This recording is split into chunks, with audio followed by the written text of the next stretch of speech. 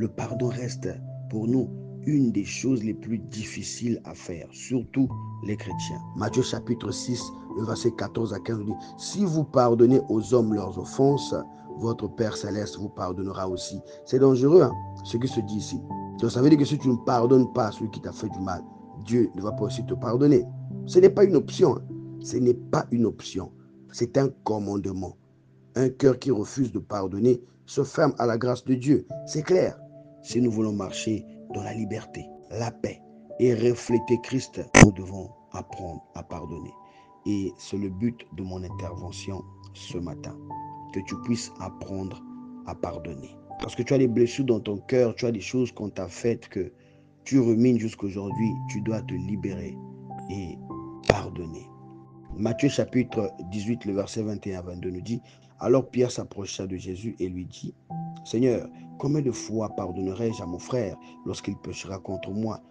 Serait-ce jusqu'à 7 fois? Jésus lui dit, je ne te dis pas jusqu'à 7 fois, mais jusqu'à 70 fois 7 fois. Alléluia. Là, Jésus-Christ est en train de nous encourager à pardonner. Parce que, vous savez, le pardon nous libère. Le pardon libère, bien-aimé. Lorsque tu pardonnes ton frère, ta soeur, tu te sens léger, tu te sens libre.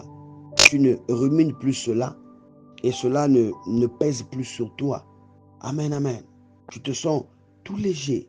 Tant que nous gardons rancune, nous restons prisonniers de la douleur. Oui, parce que lorsque tu gardes rancune, quelqu'un t'a fait quelque chose, tu continues de ruminer. Ah, la personne là va voir, je veux le montrer, je veux me venger. Tu es en train de ruminer ça. Tu es resté prisonnier, tu es resté prisonnière de cette chose, de cette douleur, de cette amertume.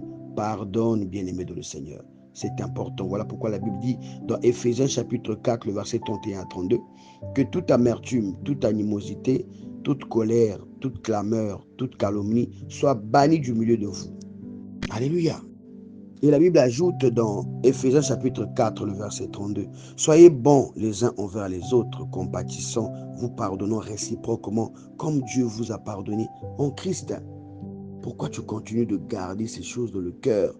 Pardonne, pardonne, bien-aimé. Et vous savez quoi?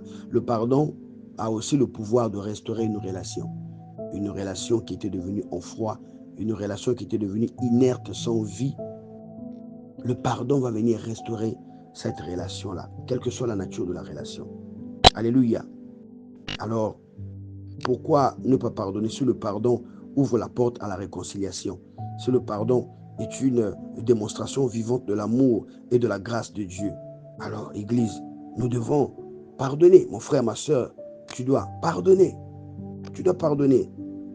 Afin de refléter Christ, tu dois pardonner, bien-aimé de le Seigneur.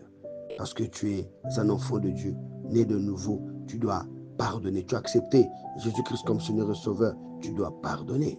Alléluia. C'est quelque chose qui touche notre cœur, qui touche même notre orgueil et même jusqu'aux blessures les plus profondes, bien-aimés de le Seigneur.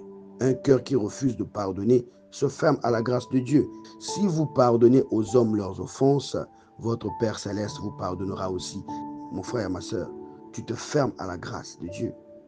Et ce n'est pas une question de sentiment, mais de désobéissance. Là, tu es en train de désobéir à Dieu. Alléluia. Alléluia. Il faut choisir de pardonner. Choisissez de pardonner et c'est même le meilleur moyen de guérir de ces blessures.